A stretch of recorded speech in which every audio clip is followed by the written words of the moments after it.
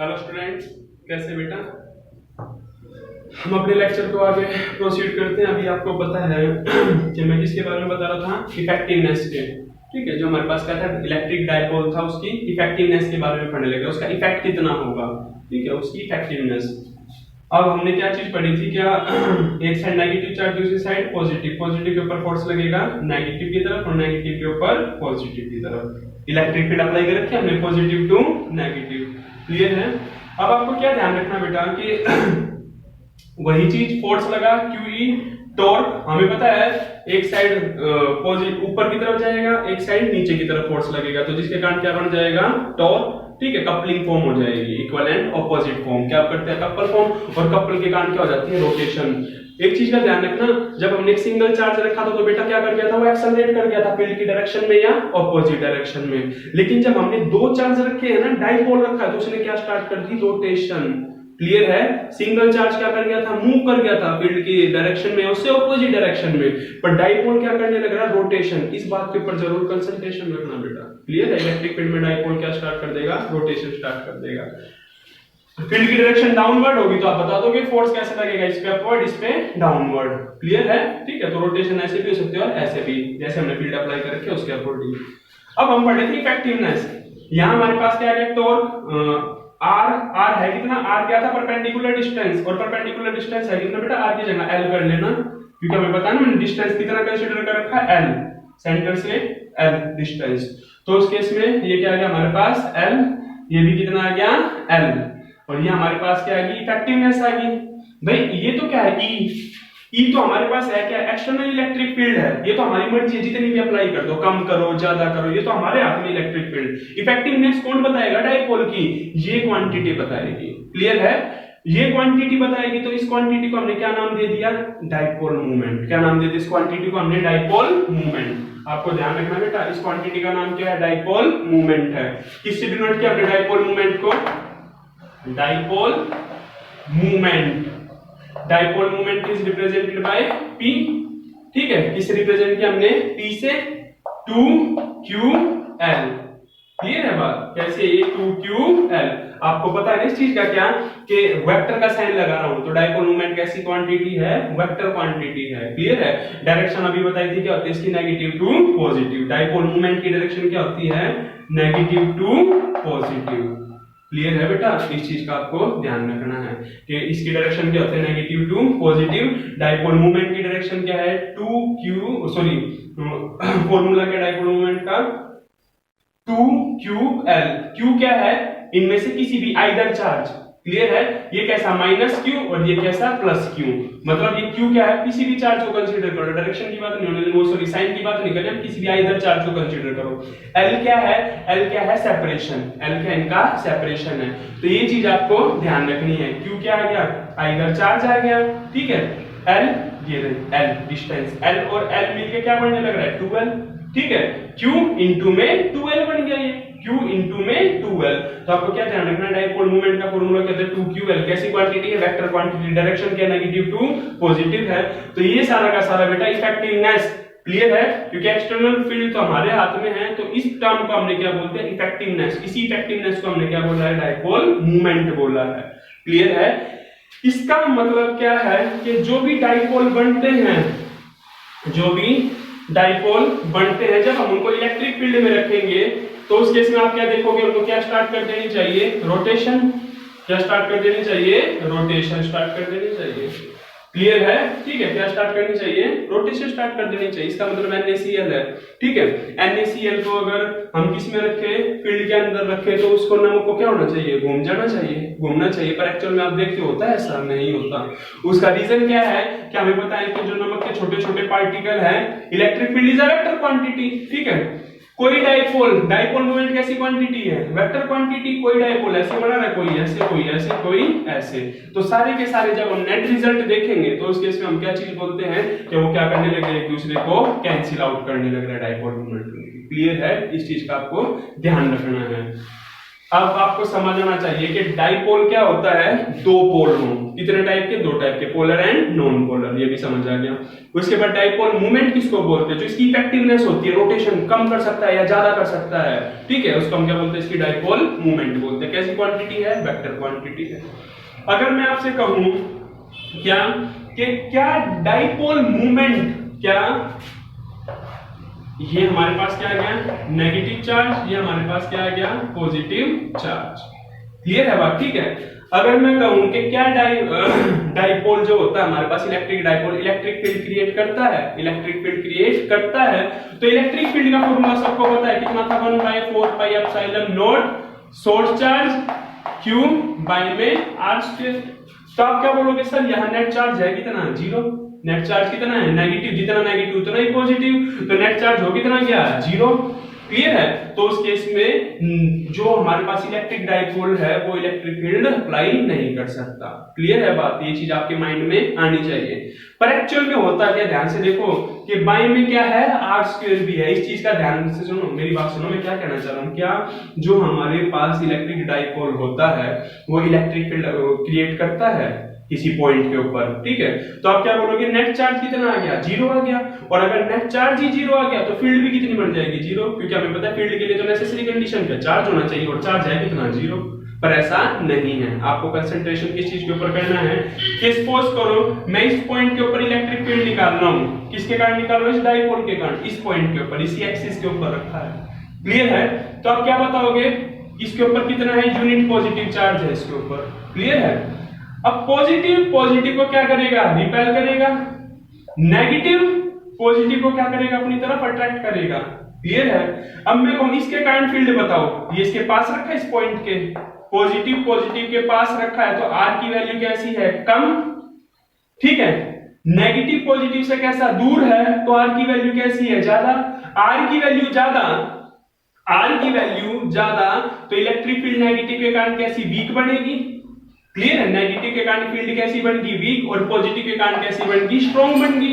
Clear है।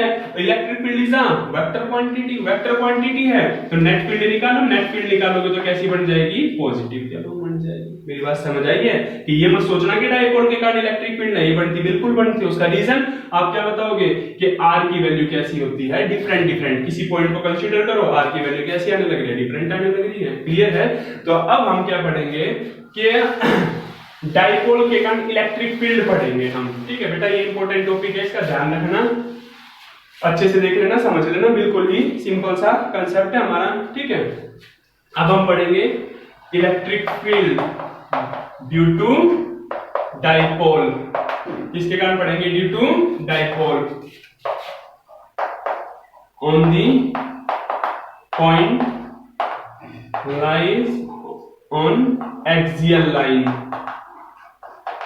एक point हम कंसीडर करेंगे जो डाइपोल का मतलब क्या, नेगेटिव चार्ज, और ये कौन सा, पॉजिटिव चार्ज। इनका सेपरेशन कितना, L एंड L। क्लियर है। ये क्या बन गया, हमारा डाइपोल बन गया, ठीक है। अब हम क्या देखने लग रहे हैं, क्या इस डाइपोल की एक्सिस के ऊपर क्या रखा है, एक पॉइंट रखा है। डाइपोल की एक्सिस के ऊपर एक पॉइंट रखा है, कितनी दूरी के ऊपर, L डिस्टेंस पे, कितने डिस्टेंस पे, R डिस्टेंस पे एक पॉइंट P है। यहां चार्ज कितना है, यूनिट चार्ज है, यूनिट पॉजिटिव चार्ज। क्लियर है। इस P पॉइंट के ऊपर कितना चार्ज है, यूनिट पॉजिटिव चार्ज है, और सेंटर से दूरी कितनी है इसकी, R है। क्लियर है। एक डाइपोल हमने यहां बना लिया, ये -Q और ये +Q। अब हमें P पॉइंट के ऊपर क्या निकालनी है, इलेक्ट्रिक फील्ड निकालनी है। क्या निकालनी है, इलेक्ट्रिक फील्ड निकालनी है। क्लियर है। क्या चीज हमारा, हम इलेक्ट्रिक फील्ड निकालेंगे। क्या निकालेंगे, इलेक्ट्रिक फील्ड निकालेंगे। किसके कारण, डाइपोल के कारण, due to dipole on the point, इस पॉइंट के ऊपर lies on the axial line, जो इसकी एक्सिस के ऊपर है, डाइपोल की एक्सिस के ऊपर है। क्लियर है, ठीक है। एक्सिस के ऊपर ये पॉइंट हमें पता है। अब हम क्या करेंगे, इस पॉइंट के ऊपर क्या निकालते हैं, इलेक्ट्रिक फील्ड निकालते हैं। इलेक्ट्रिक फील्ड निकालो। चलो सबसे पहले किसके कारण निकालोगे बेटा, इस पॉजिटिव के कारण निकालेंगे। किसके कारण निकालेंगे, पॉजिटिव चार्ज के कारण निकालेंगे। तो अगर मैं कहूं इलेक्ट्रिक फील्ड निकालनी है हमें ड्यू टू पॉजिटिव चार्ज, थोड़ा सा देख लेना, इश्यू रहेगा बोर्ड का, लेकिन कोई बात नहीं। Electric field electric field due to positive charge. अब मेरे को पता है इलेक्ट्रिक फील्ड पॉजिटिव चार्ज के कारण क्या रहेगी, एक पॉइंट के पॉइंट पता है ना क्या था फॉर्मूला पॉइंट के कारण, इलेक्ट्रिक फील्ड का 1/4 pi epsilon naught q by में r स्क्वायर। तो आप क्या बोलोगे 1/4 पाई एप्सिलॉन नॉट, चार्ज कैसा है पॉजिटिव, q बाई में r स्क्वायर। अब बताना इन दोनों के बीच का सेपरेशन कितना है, ये दूरी है कितनी, ये सेपरेशन। तो आप क्या बताओगे, ये दूरी कितनी r, टोटल दूरी कितनी 10, ये कितनी 3, तो ये कितनी बच गई 7, समझ आई है 10, ये 3 सपोज कर रहा हूं मैं तो खाली, तो ये कितना बच गया 7, दिखने लग रहा है देखो यहां तक तो कितना है, इस पॉइंट चार्ज से लेके तो L है और ये पूरा कितना है R है, तो ये कितना बच गया R माइनस L। क्लियर है, ये कितनी दूरी बच गई R माइनस L। तो क्या लिखोगे बाई में R माइनस L का स्क्वायर। दोबारा देखो इस पॉइंट के ऊपर हम क्या निकालने लगे, इलेक्ट्रिक फील्ड किसके कारण निकाली, पहले हमने पॉजिटिव चार्ज के कारण। तो आप क्या बोले 1/4 pi epsilon naught q by में r स्क्वायर। r है कितना पर सेपरेशन, तो आप क्या बोले r माइनस l। क्लियर है। अब उसके बाद आप क्या निकालोगे, electric field due to negative charge. पहले हमने किसके कारण निकाली, पॉजिटिव के कारण, स्पेस के कारण थोड़ा सा आप लिख लेना, अच्छे से लिख लेना आपको। Electric field due to negative charge, किसके कारण, ड्यू टू नेगेटिव चार्ज। आप निकाल देंगे आराम से नेगेटिव चार्ज, और ये रहा पॉइंट, इस पॉइंट के ऊपर तो निकाल रहे हैं हम। अच्छा, इस इलेक्ट्रिक फील्ड का नाम हम E1 दे दो, इस इलेक्ट्रिक फील्ड का नाम क्या दे दोगे E1। क्लियर है, E1 वैसे लिख रहा हूं मैं, इसको क्या लिख दोगे E2 लिख दोगे। कितनी इलेक्ट्रिक फील्ड आ जाएगी इस नेगेटिव चार्ज के कारण, तो आप क्या बोलोगे 1/4 pi epsilon naught q by में r स्क्वायर। अब की बार चार्ज है कैसा, नेगेटिव है, अब की बार चार्ज कैसा है नेगेटिव, तो आगे साइन किसका लगा रहा हूं मैं माइनस q बाई में r स्क्वायर, बाई में r स्क्वायर। r बताओ अब इन दोनों के बीच का सेपरेशन कितना है, तो आप क्या बोलोगे l। क्लियर है, L प्लस में R, ये बात समझ रहे हैं। मैं इसकी और आपकी बार ये दोनों पॉइंट कंसीडर होने लग रहे हैं, तो ये पूरी लेंथ कितनी है, तो आप क्या बोलोगे यहां तक की है R और उसके बाद कितनी है L। ठीक है, तो ये बाई में R प्लस में L का स्क्वायर। आई होप के समझ आ गया। Due to positive charge R minus L, due to negative charge R plus L। Clear है, ठीक है। अच्छा, एक चीज और देखो ध्यान से बेटा, क्या चीज देखोगे, चलो बता रहा हूं अभी, सुन लो। पॉजिटिव को क्या करेगा, रिपेल, मतलब इलेक्ट्रिक फील्ड की डायरेक्शन कैसी होगी, ये नेगेटिव पॉजिटिव को क्या करेगा, अपनी तरफ अट्रैक्ट करेगा। तो फील्ड की डायरेक्शन क्या होगी, ये E1 की डायरेक्शन ये है और E2 की डायरेक्शन ये है, ध्यान रखना आपको। क्लियर है, ठीक है।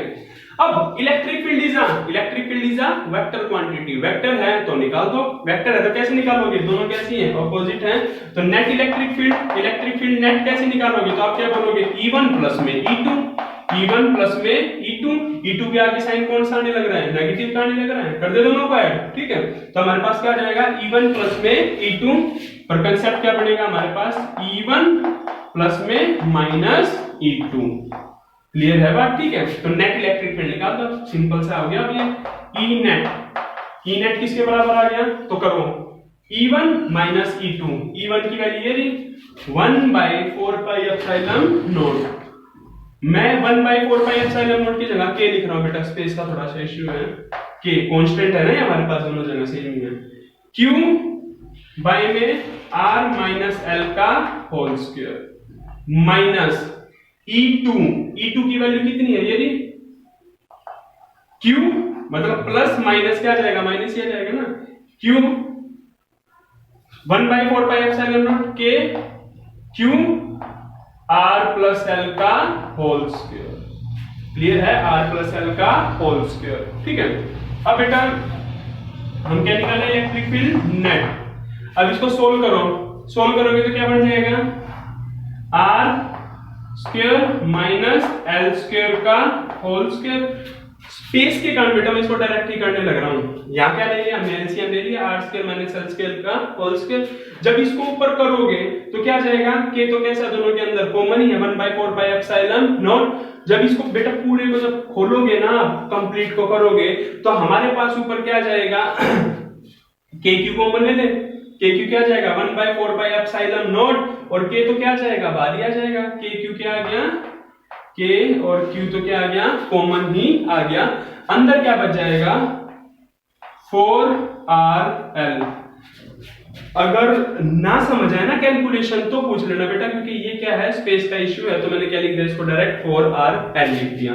ठीक है, क्या लिख रहा हूं मैं इसकी जगह, सीधा डायरेक्ट ही करने लग रहा हूं। कितना आ जाएगा हमारे पास, ये 4RL आ जाएगा। ठीक है, अब देखो ध्यान से, अब आपको करना क्या है, एक बार देख लूं मैं 4RL आ जाएगा। कितना आ जाएगा, 4RL आ जाएगा। अब electric field net, electric field net किसके बराबर आएगी, K की वैल्यू कितनी थी, 1/4 पाई एप्सिलॉन। बेटा इनको खोलोगे ना जब सोल्व करोगे ऊपर, तो ये वैल्यू आ जाएगी, अदरवाइज मैं लिख देता हूं अगर आपको टेंशन होने लग रही है तो। ये देखो ध्यान से, KQ तो दोनों में से कॉमन ले लिया, बाहर आ गया, R² माइनस L², ये नेगेटिव वाला है तो इस साइड कौन सा आ जाएगा, R प्लस में L का होल स्क्वायर। ये प्लस वाला है तो इस साइड कौन सा आ जाएगा, माइनस का साइन आ गया, R प्लस वाला है तो ऊपर कौन सा आ जाएगा, R माइनस L का होल स्क्वायर। बेटा इनको खोलोगे ना, जब खोलोगे तो क्या आ जाएगा, पहले क्या लिखेंगे, K क्यों, 1/4 पाई एप्सिलॉन नॉट Q। ठीक है, अंदर क्या बचेगा, 4RL, क्या बचेगा, 4RL बाय में R² माइनस L² की पावर 2। क्लियर है, क्या आ गया हमारे पास, ये टर्म आ गई। अब हमारे पास जो 4RL है, Q इंटू 4RL है, क्या है, Q इंटू 4RL, इसकी जगह हमने क्या लिखा है इसको, मैं 4RL को 2 इंटू 2 करके लिख सकता हूं, 2 इंटू 2।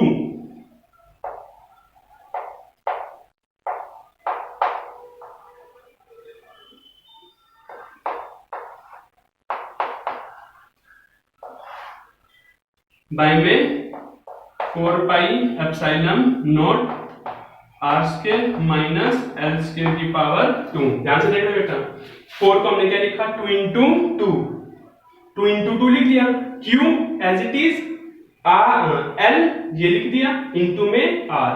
क्लियर है।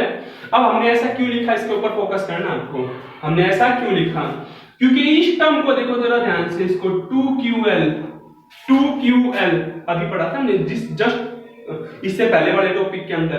2QL हमारे पास क्या था, डाइपोल मूवमेंट। 2QL क्या था हमारे पास, डाइपोल मूवमेंट। डाइपोल मूवमेंट को किससे रिप्रेजेंट किया था, P से। ठीक है, तो हमारे पास क्या आ जाएगी, जो नेट इलेक्ट्रिक फील्ड है ना, वो किसके बराबर आ जाएगी, 2, इसको हम P लिखते हैं, 2P R अपॉन में 4 pi epsilon not R² minus में L²। ये हमारे पास क्या आ गई, नेट इलेक्ट्रिक फील्ड आ गई, इस पॉइंट के ऊपर, इस पॉइंट। ठीक है, इस पॉइंट के ऊपर क्या आ गया हमारे पास, नेट इलेक्ट्रिक फील्ड आ गई। किसके कारण आ गई, एक डाइपोल के कारण, इलेक्ट्रिक डाइपोल। अब बेटा इसके अंदर कंडीशन देखो ध्यान से, हमने क्या पढ़ा, ध्यान से देखना, इस पॉजिटिव के कारण देखा पहले, फील्ड की डायरेक्शन, फिर नेगेटिव के कारण फील्ड, नेट। अगर आप खुद भी सोचो, सेपरेशन कम तो फील्ड ज्यादा, सेपरेशन किससे कम है, इस पॉइंट का, तो आप क्या बताओगे, पॉजिटिव से कम है, पॉजिटिव से कम सेपरेशन है, मतलब डिस्टेंस कम, तो इलेक्ट्रिक फील्ड की वैल्यू ज्यादा। E1 कैसी है, ज्यादा, E2 की वैल्यू कैसी है, कम। E2 कम क्यों है, क्योंकि सेपरेशन कैसा है, ज्यादा, तो E2 की वैल्यू कैसी, कम।